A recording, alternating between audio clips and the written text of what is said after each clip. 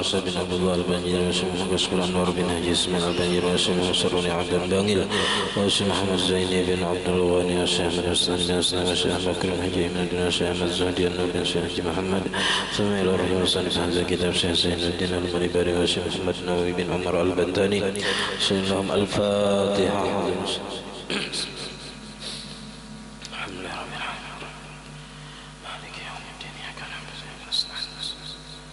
صراط الذين أنعمت عليهم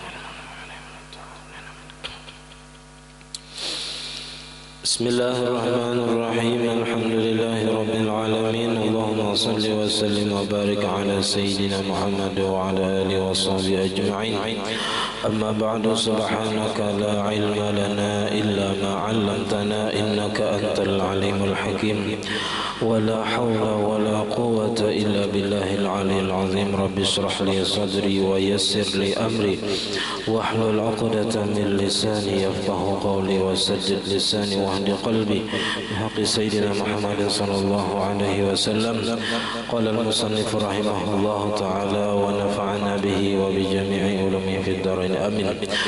ويحرم مس علاقة اللوح إلا القدر الذي جاوز العادة في الطول ويحرم مس كيس المصحف إذا كان فيه المصحف وأعد له وحده ولو زائدا على حجمه فإن لم يكن فيه فلا أو كان غير معد له وكان كبيرا عرفا فلا يحرم إلا مس المحاذي له فقط وكذا لو كان معدا له ولغيره.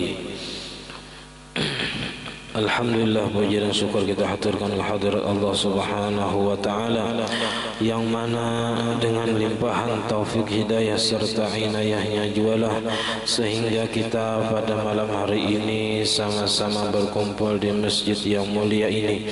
Mari kita sama-sama berniat i'tikaf. Bismillahirrahmanirrahim.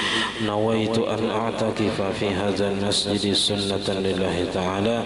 Sengaja aku beriktikaf di dalam ini masjid sunnat atasku karena Allah Ta'ala.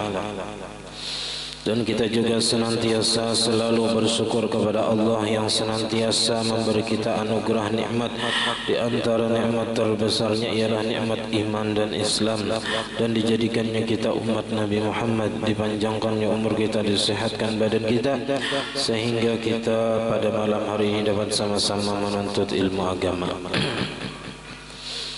Kita masih membicarakan tentang apa-apa yang dilarang bagi orang yang berhadas kecil. Pertama, semalam sembahyang dan macam-macamnya. Sembahyang sunat, wajib ataupun yang fardu kifayah ataupun sujud syukur, sujud tilawah. Yang kedua tawaf, yang ketiga khutbah Jumat, yang keempat menyentuh mushaf Al-Quran. Mushaf itu semalam sesuatu yang ditulis Al-Quran untuk dibaca dan dipelajari. Nah, kemudian kita meneruskan tentang keharaman menyentuh Al-Quran. Nah, wa yahrumu massu alaqatil lauhi, dan haram menyentuh tali gantungan lauh, papan lay, ya. Mbah Heri mungkin sekolah tuh sang papan lay aja. Nah, ada tulisan Al-Quran di situ. Nah, tulis apa papan laynya bergantung betali kayak diulah tas, ya. Nah, itu menyentuh talinya itu hukumnya haram juga. Nah, saking mulianya Al-Quran itu sampai gantungan tali yang berhubungan dengan mushaf Al-Quran dilarang menyentuh bagi orang yang berhadas. Illal qadra alladhi jawazal adata, kecuali ukuran yang melebihi adat kebiasaan fituli pada panjangnya. Orang misalnya paling kada semitir ya panjangnya diulah tas hanya 2 meter. Nah, bila 2 meter tadi kada apa-apa dijapai. Nang batasan apa nang melebihi kebiasaan panjangnya itu tidak apa-apa dijapai. Wa yahrumu masuki sil mushafi, dan haram menyentuh tas mushaf, tas atau jintingan nang di situ dibuati mushaf Al-Qur'an. Iza kana fihil mushafu, apabila ada pada tas tadi mushaf di dalamnya. Wa u'idda lahu, dan disediakan atau disiapkan tas tadi memang untuk mushaf.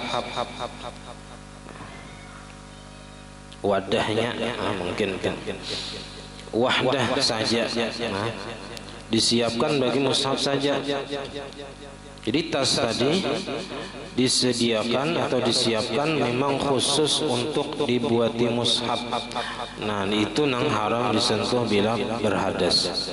Walau zaidan ala hajmihi, walaupun tas tadi melebihi besarnya atau ala hajmihi, atas ukuran mushaf.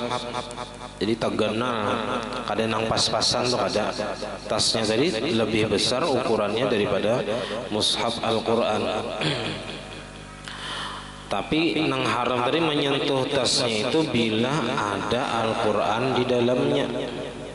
Misalnya digantong tas tadi dikhususkan untuk wadah Al-Qur'an, lalu digantung di tawing misalnya. Nah, kita sentuh tasnya tadi, hukumnya haram bila berhadas. Fa illam yakun fihi fala, maka jika tidak ada mushaf tadi di dalam tas tadi, fala, maka fala yahrumu, maka tidak haram. Kada haram menyentuh tasnya tadi kalau mushafnya kada ada di dalamnya.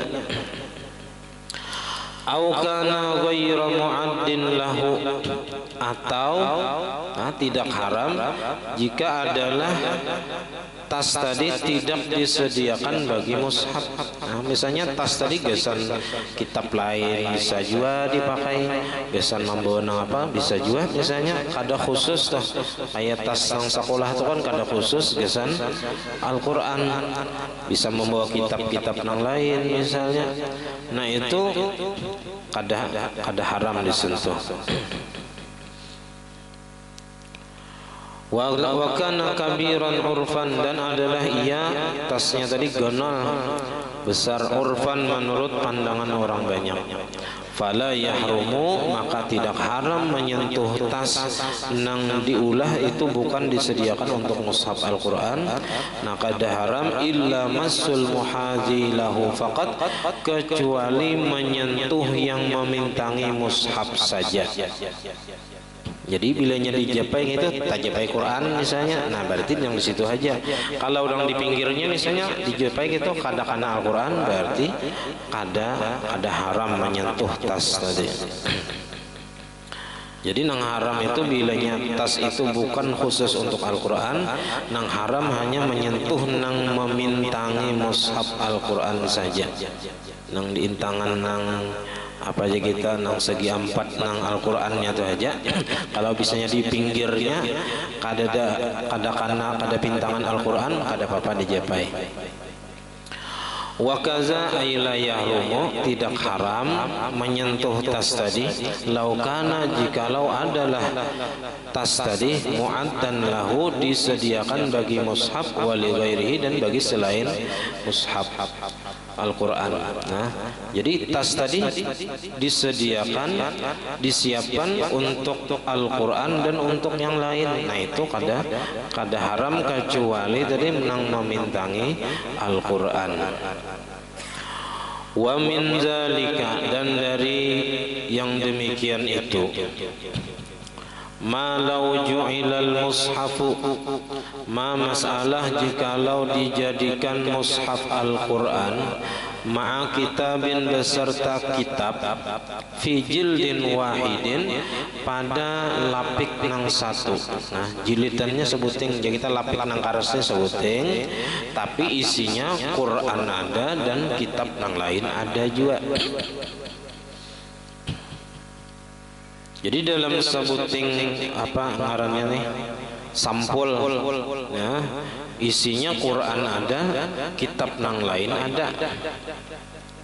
Fala yahrumu, maka tidak haram, illa masal muhadzi lil mushafi, kecuali nang memintangi bagi mushaf, duna ghairihi, tidak haram pada selain nang memintangi mushaf. Jadi kalau misalnya lapiknya sini, lapiknya sini Al-Quran di atas sini, di bawah sini kitab nang lain.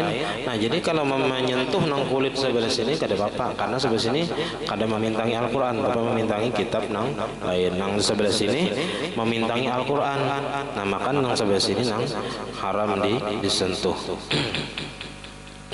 Karena sampulnya tadi bersamaan dengan Al-Quran, Al-Quran dengan nang kitab lain. Nah jadi nang haram menyentuh lapik nang memintangi Al-Quran aja. Lapik nang memintangi kitab nang lain kada haram. Misalnya nang sebelah sini tadi memintangi kitab fikih misalnya, nang sebelah sini memintangi Al-Quran, nah nang sebelah sini aja nang haram dijapai.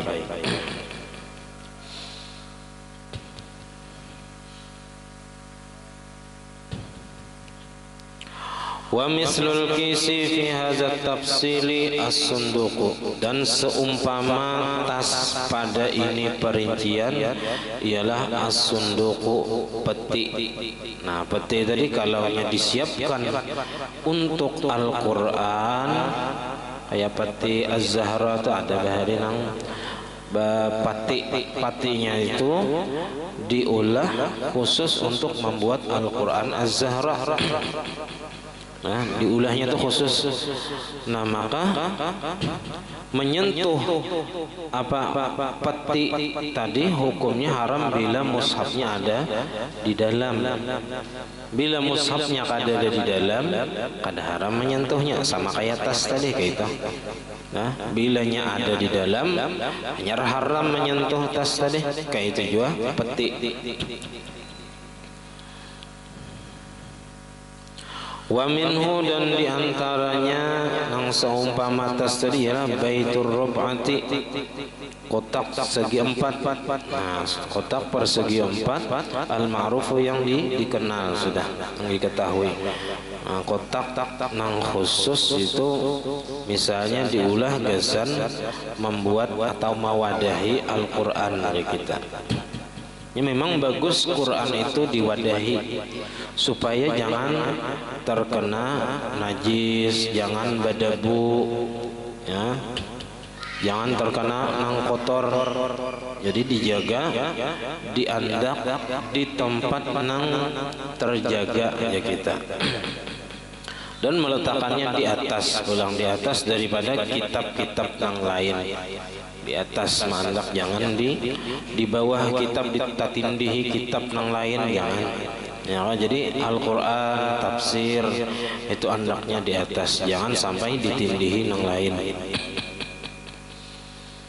Fayahrumu massuhu, maka haram menyentuhnya, in kana fihi al-ajza'u aw ba'duha, jika ada di dalamnya itu bahagian-bahagian Al-Quran atau sebagiannya, juz-juz Al-Quran atau sebagiannya, selembar ke dua lembar misalnya. Nah itu haram menyentuh nang kotaknya tadi kalau di dalamnya itu ada mushaf tulisan Al-Qurannya. Wa ammal kursiyu, adapun kursi, fa in kana saghiran, maka jika adalah ia kecil, ini kita sebut rihal. Rihal nang kayak ada tengah rihal ngarannya. Orang baru nyebut kursi, nya kursinya kayak itu baru rihal bahari itu. Kawa diduduki, ya kah? Kawa gesan diulah kadudukan kawa bisa diulah meja rihal kawa juga kayak itu nah. Cuman jurang bila sudah diulah kadudukan tuh jangan lagi diulah rihal Al-Quran. Sudah diduduki bang. Jadi bilanya belum diduduki, nah jangan bilanya sudah diduduki jangan lagi diulah rihal Al-Quran. Bila diulah rihal Al-Quran jangan diduduki. Gitu. Jadi wa amal kursiyu fa in kana saghiran amalnya halus turihal kallazi yakunu fil makatibi seperti yang adalah ia di meja-meja turihal wa kana alaihi al-mushafu dan ada di atasnya itu mushaf Al-Qur'an. Jadi kalau rihal itu halus ya kan, di atasnya ada Al-Qur'an, maka haruma masu ayyi juz'in minhu, haram menyentuh apa jua bahagian daripada rihal tadi. Jadi kalau ada Quran dan hendak membatasi, kita menyentuh di sini misalnya atau di sini, haram hukumnya. Nah.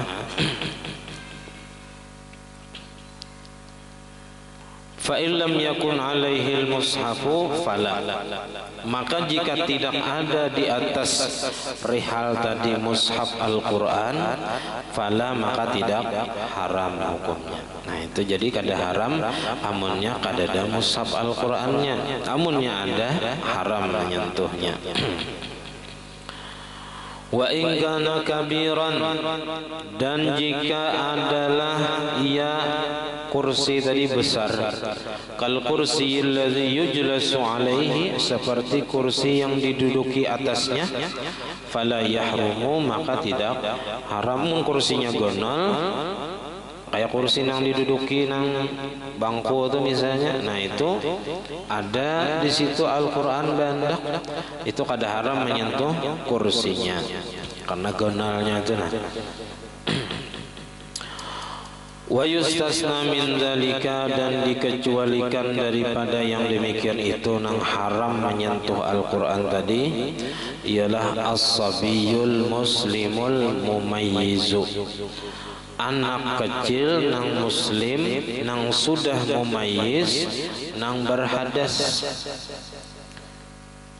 Jadi kakanakan tika itu ya istilah tuh kakanakan tika Al-Quran, inya sudah mumayyiz umur 5 tahun sampai 10 tahun misalnya nang belajar Al-Quran tuh, inya kadang baudu tuh kan kada bujur ya, kadangnya kada baudu sama sekali.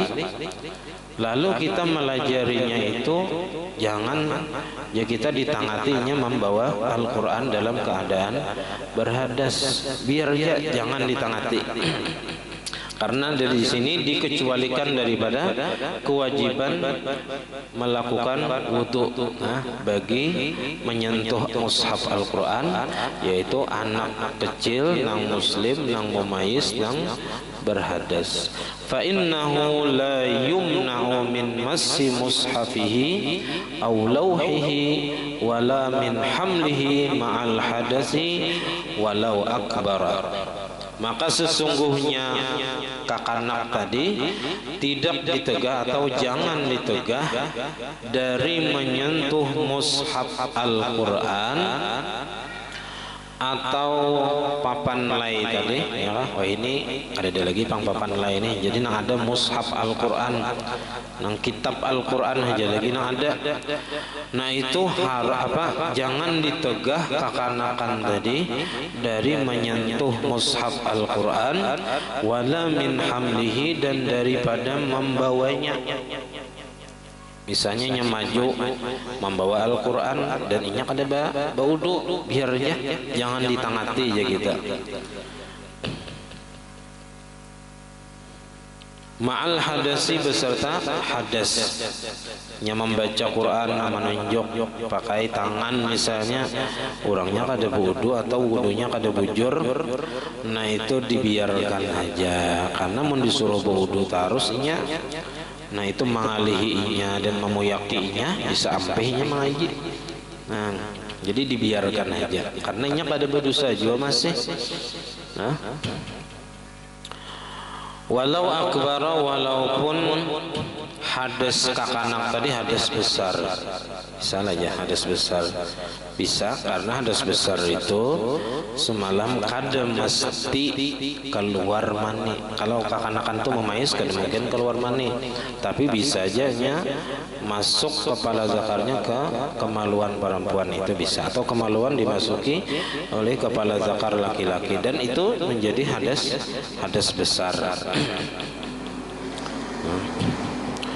Walau kana hafizan, walaupun adalah si kakanak tadi orangnya hafal Al-Quran, hafal an zahri qalbin, dari belakang hati, hatinya menyimpan hafalan Al-Quran. Wa faragat muddatu hifzihi, dan sudah selesai masa menghafalnya, tuntung aja kita menghafal Quran sebagian, tatap inya tadi jangan ditangati membawa dan menyentuh Al-Quran walaupun inya dalam keadaan berhadas. Nah, kemudian wa aftal hafizu Ibnu Hajar, berfatwa Al-Hafiz Ibnu Hajar. Biasanya Al-Hafiz Ibnu Hajar ini Al-Asqalani. Nah, kalau disebut Al-Hafiz Ibnu Hajar Al-Asqalani nang ahli hadis sidinta. Kalau Ibnu Hajar biasa, wa afta Ibnu Hajar gitu ya biasanya. Bi anna muallimal atfali, dengan bahwasanya guru yang melajari anak-anak, alladzi la yastati'u, yang tidak kuasa ia ayyuqima bil wudu'i, bahwa melaksanakan dengan wudu, aksara min faridatin, lebih daripada satu kefarduan. Ngalih aja kita mengerjakan wudu karena misalnya tempatnya jauh, maka yusamahu lahu, dimaafkan baginya, fi massi alwahis sibyan, pada menyentuh mushaf atau kita lembaran-lembaran Al-Quran anak kecil tadi. Kalau alwah ini kada ada lagi, anggap kita mushafnya aja lagi nang ada. Ma'al hadasi, beserta berhadas, gurunya berhadas, ya kah? Gurunya kada wudu. Lima fi taklifihi al-wudu'a hina idzin minal masyaqqah, karena alasan pada memberati atau membebaninya guru nang melajari kakanak tadi akan wudu pada ketika itu daripada masyaqqah, menyulitkan, mengalihi alaihi atasnya. Lakin yatayammamu, akan tetapinya si guru tadi hendaknya bertayammum. Anda kita ini bertayammum itu lebih sulit daripada berwudu. Ada orang Arab itu bertayammum itu lebih mudah daripada berwudu, karena tayammum itu menyapu muha sekali, menyapu tangan sekali-sekali, sudah selesai. Nah, cuman kita nih kada terbiasa, lalu tayammum itu asal alih, ya. Tapi ini pendapat Al-Hafiz Ibnu Hajar aja. Nah, ulama yang lain kebanyakannya mengatakan tetap wajib si guru tadi berwudu ketika melajari kekanakan itu. Nah,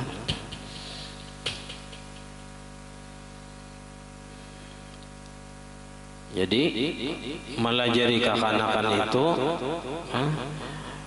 ya kayak istilah itu, jadi guru nang melajari Al-Quran itu walaupun dianggap orang biasa, ya kan, dianggap guru biasa aja, padahal jasa sidin itu luar biasa. Karena kada kegampangan melajari anak orang, sebiji huruf aja nya tahu gara-gara kita. Nah, berapa biji huruf Al-Quran yang dibacanya kena mengalir terus pahalanya lawan nang melajari.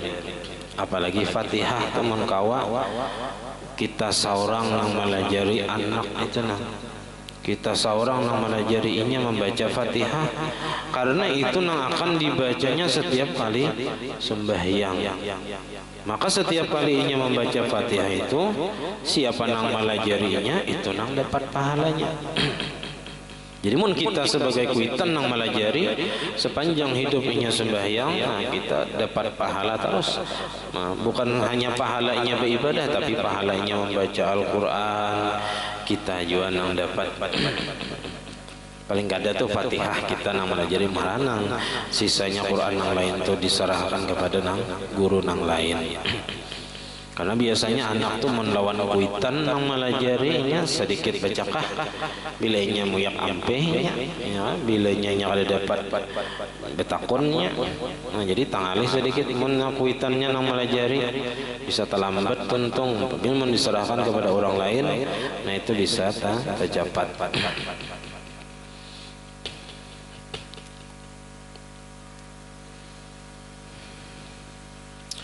Walau kana al-mushafu fi khizanatin atau khazanatin lam yahrum massu syai'in minha. Dan jikalau adalah mushaf Al-Quran itu berada di dalam lemari, khazanah itu tempat penyimpanan, lemari. Nah, ini bagusnya jangan di atas lemari. Situ tikus lalu, cacak lalu, behira, bakameh, berdebu, tatindih-tindih barang yang lain. Nah itu jangan di atas lemari, tapi di dalam, supaya terpelihara daripada itu tadi. Nah, maka tidak haram menyentuh sesuatu daripada lemari tadi. Kalau ada Qur'annya di dalam lemari, haram menyentuh lemari? Kada. Jadi kada haram menyentuh lemarinya. Dimanapun kita menyentuh lemarinya kada haram. Yang haram menyentuh mushaf Al-Qurannya aja. Nah, walau uiddat lahu, walaupun disediakan lemari tadi bagi Al-Quran, lemari Al-Quran ngarannya. Ya, kayak di sekolahan rajin ada lemari khusus mandak Al-Quran. Yang di situ karena kekanakan mengambil membaca Quran karena diandak pulang ke dalam lemari tadi. Nah, menyentuh lemarinya itu tidak haram. Li'annaha la tu'addu zarfan lahu urfan, karena bahwasanya lemari tadi tidak dianggap wadah bagi mushaf Al-Quran urfan menurut pendapat orang banyak. Kada dianggap wadah. Lain kayak tas, peti atau kotak yang disediakan untuk Al-Quran tadi itu dianggap menjadi wadah Al-Quran. Wa kharaja bil mushafi ghairuhu, keluar dengan kata-kata mushaf Al-Quran selain mushaf Al-Quran.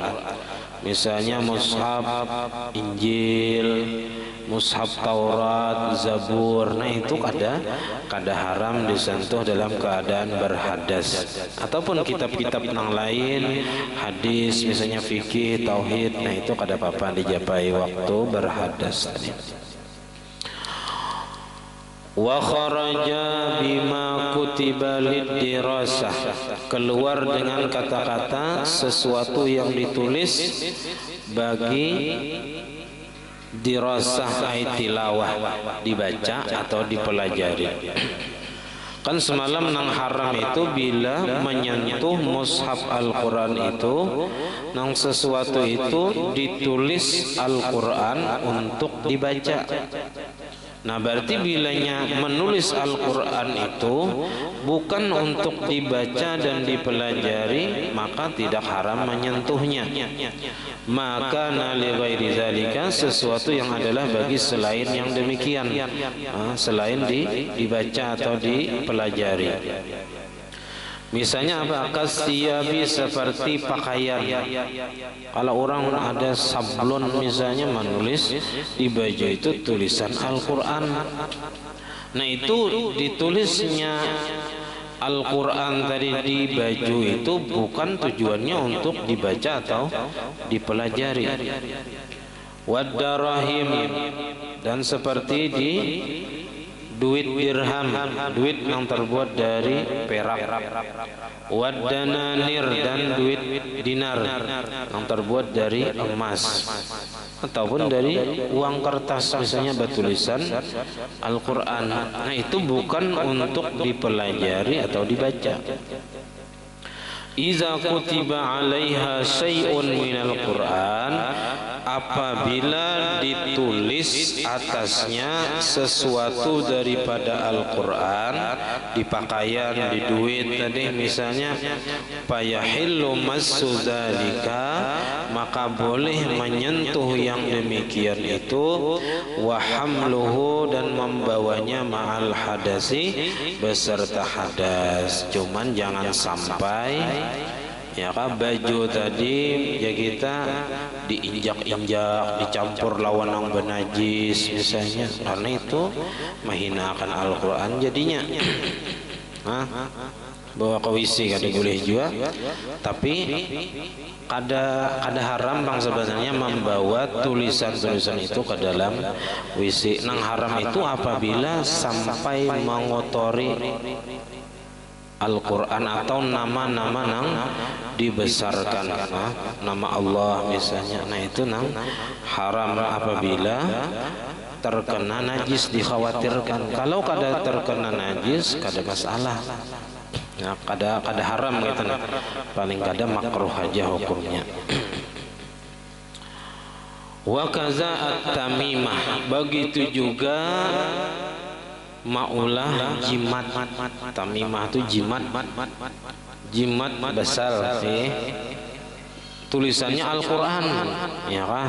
Nah, itu menulis Al-Quran di kain misalnya ya kan, tulisannya ayat kursi misalnya. Nah, itu tujuannya bukan untuk dibaca atau dipelajari, tapi diambil berkah aja, mengambil berkah aja, litabarruk ya kita. Nah, kawarakatin, seperti kertas, yuktabu fiha syai'un minal Qur'an, ditulis padanya sesuatu daripada Al-Quran. Wa tu'laqu 'ala rasi, dan digantungkan di atas kepala, diikat, gak dibuat dalam kopiah misalnya. Nah, itu kada apa-apa membawanya dan menyentuhnya. Nah, masalan umpamanya lit tabarruki, bagi mengambil berkah, fayajuzu massuha wa hamluha, maka boleh menyentuhnya dan membawanya, jimat nang bertuliskan Al-Quran tadi ya. Ma'al hadasi, beserta berhadas, walau akbar, walaupun hadasnya hadas besar.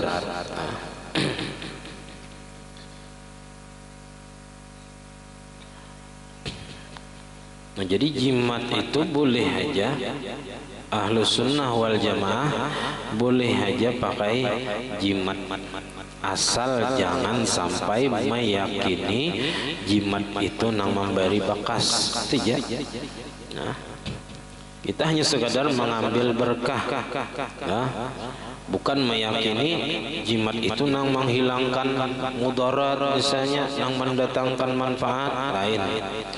Nang mendatangkan manfaat dan menghilangkan kemudaratan tetap Allah Ta'ala jua. Tawar dingin kah? Nah, karena boleh aja menulis Al-Quran di piring misalnya, lalu dihapus, diminum banyunya, boleh. Nah, jadi di dalam kitab Fathul Mu'in itu jelas, wa yahrumu bal'u ma kutiba alaihi. Kalau kertas tadi ditulis Al-Quran, ditaguk, itu haram hukumnya. Kertas ditulis Al-Quran, ditaguk, haram, karena itu pacang tercampur lawan kotoran di dalam parut. Tapi kalau makanan, ada apa aja, roti misalnya ditulis Al-Quran, dirajah. Nah, apakah misalnya supaya, nah apakah misalnya ada nang hajat, roti ditulis Al-Quran lalu dimakan, itu kada haram. Beda lawan kertas tadi, karena kertas kada dikunyah langsung ditaguk. Kalau makanan roti tadi dikunyah dulu, ya kan, jadi hancur, jadi tulisannya tuh hilang sebelum ditaguknya. Itu ada di dalam Sabilal atau dalam Fathul Mu'in keterangannya.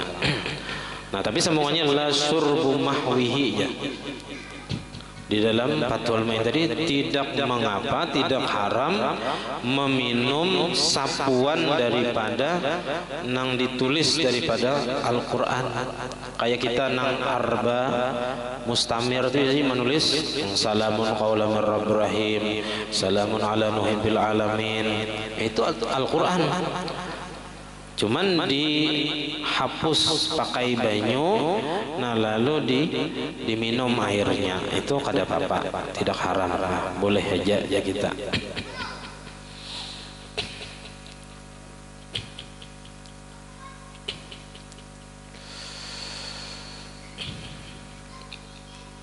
Wal ibratu biqasdil katibi, dan yang dijadikan patokan, ibrah itu dijadikan patokan ukuran, itu biqasdil katibi, dengan tujuan atau niat orang yang menulis, linafsihi, bagi dirinya. Jadi seseorang misalnya menulis Al-Quran di kertas, itu tujuannya apa? Tujuannya untuk dibaca atau dipelajari atau diulah jimat. Nah, itu kan tergantung si penulis. Au li ghairihi bi ghairi amrin wala ijaratin, atau inya tadi menulis bagi orang lain atau untuk orang lain tapi dengan ketiadaan disuruh dan diupah. Jadi inya menulis misalnya ayat Al-Quran gasan orang lain.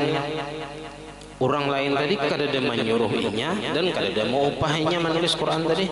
Nah, jadi inya menulis Al-Quran tadi tetap dengan niat orang yang menulis tadi. Kalau inya menulis tadi untuk orang lain tadi gasan dibaca dan dipelajari, nah berarti haram menyentuh kertas tadi. Nah, apa bagi orang yang berhadas. Tapi kalau tujuan inya menjulung ke orang lain tadi untuk menulis tadi apa gasan diulah jimat, nah itu orang yang menerima tadi kada haram menyentuhnya, karena tujuan inya menulis tadi gasan jimat, najinya gasan jimat. Nah, maka orang yang menerima tadi, orang lain yang menerima tulisan itu kada haram menyentuhnya kalau tujuan menulisnya itu untuk dijadikan jimat tadi. Fa in kana yaktubu lil ghairi bi amrin aw ijaratin fal ibratu bi qasdil amiri awil mustajiri. Maka jika adalah ia menulis untuk orang lain itu dengan diperintah orang tulisakan pang ayat kursi misalnya, ujar orang tadi, au ijaratin atau diupah, nah kamu kau upahin nulis ayat kursi misalnya. Nah, fal ibratu, maka yang dijadikan patokan itu biqasdil amiri, dengan niat atau tujuan orang yang menyuruh. Orang menyuruh tadi nulis ayat kursi tadi gasan apa? Gasan dibaca, gasan mengamalkan misalnya, atau apa gasan dipelajari. Nah, maka inya tadi haram menyentuh bila kada baudu. Tapi bilanya orang yang menyuruh tadi tujuannya minta tulisakan ayat kursi tadi gasan maulah jimat, nah maka kada haram. Misalnya gasan diandak di atas lawang misalnya, ya kan? Nah itu diulah jimat, kada gasan dibaca.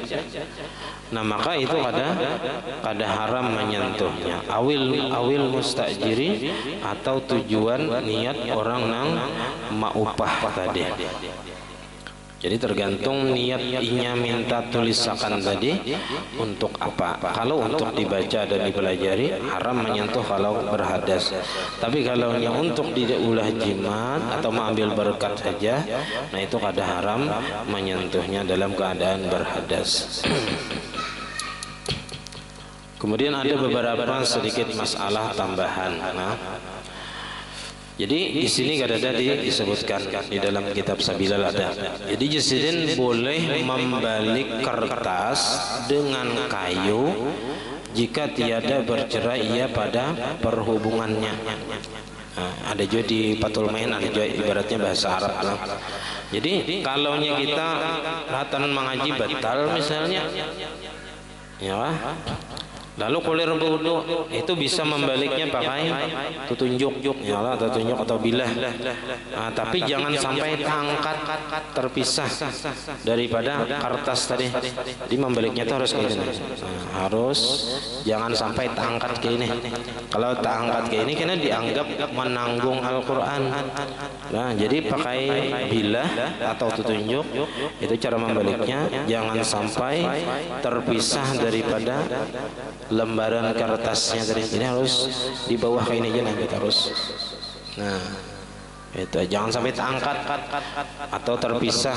Nah, itu bisa dianggap menanggung Al-Quran kan, atau membawa Al-Quran. Nah, itu merupakan larangan yang kelima bagi orang yang berhadas. Nah, dan ada lagi tambahannya dalam kitab itu haram menghunjurakan betis ke arah mushaf Al-Quran.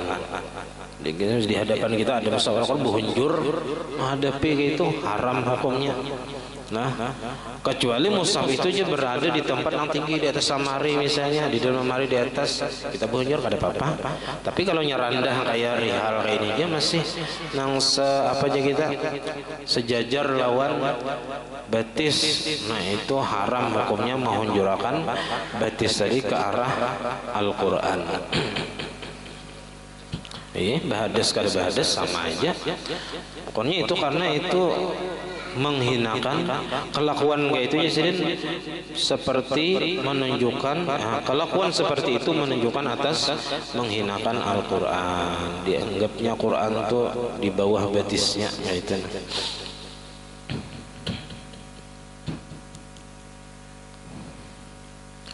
Nah, orang yang berhadas boleh menulis Al-Quran. Menulis Quran boleh, asal jangan menyentuh hurufnya. Itu ya.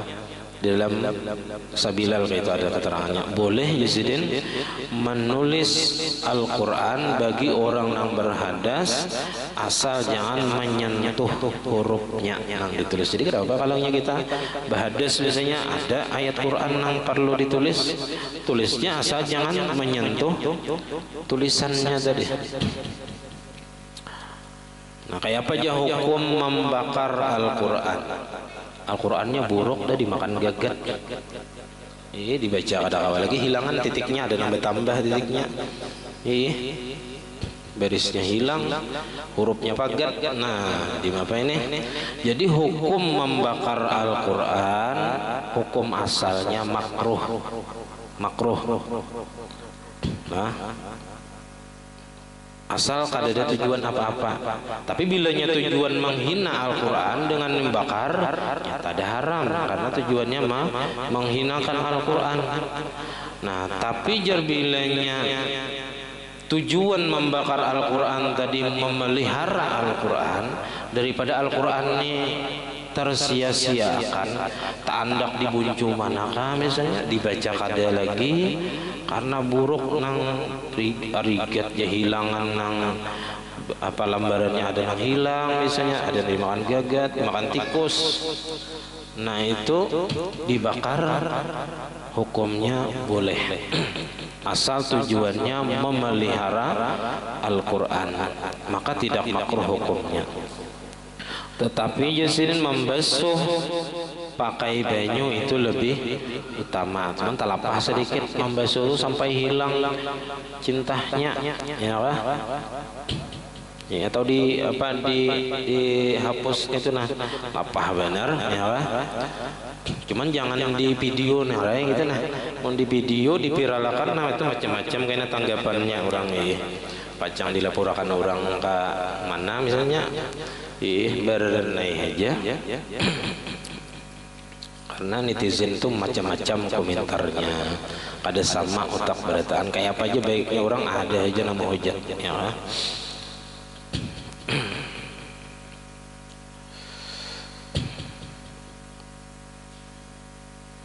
Dan ada lagi yang haram lah, haram meletakkan seumpama duit di dalam atau di atas Al-Quran atau di dalam kitab-kitab ilmu syar'i, fikih, tauhid, tasawuf, hadis. Dan begitu juga meletakkan duit di antara lembaran kertasnya, haram. Kada aja supaya jangan diambil babi ngipit misalnya nih, diandak di lembaran Al-Quran, jangan, haram hukumnya. Walaupun babi ngipit kada kawaju mengambil dalam situ, ya cari nang tempat lebih aman aja. Nah jadi jangan menandak duit di tengah-tengah lembaran Al-Quran gitu, karena itu hukumnya haram, kada boleh diandaki. Nah di atasnya atau di dalamnya jangan, karena itu bukan tempat meletakkan duit. Nah kemudian kena yang kelima, haram membawa mushaf Al-Quran. Nah ini hukum ini kias kepada menyentuh, dan dengan kias aulawiyah. Kalau menyentuh Quran kayak ini ya haram bagi orang yang berhadas, apalagi membawa, mengangkat, lagi nyai banget lagi. Nah itu. Nah, sampai di sini pengajian kita, mudah-mudahan ada manfaatnya. Salah dan khilaf ampun dan maaf. Assalamualaikum warahmatullahi wabarakatuh. Al-Fatihah.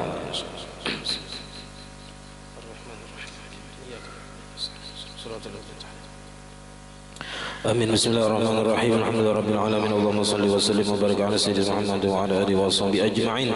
Allahumma faqihna fid din, Allahumma faqihna fid din, Allahumma faqihna fid din wa 'allimna ta'wil warzuqna al-ikhlas bi talabil ilmi wa fi nashrihi wa fi jami'i ta'at. Allahumma astur 'uyubana wa 'uyubal mu'allimin 'anna wa la tadhhab barakati 'ulumihim 'anna. Allahumma aghnina bil 'ilmi wa zayyinna bil hilmi wa akrimna bit taqwa wa jammilna bil 'afiyah. Rabbana hab lana min azwajina wa dhurriyyatina qurrata a'yun waj'alna muttaqina imama.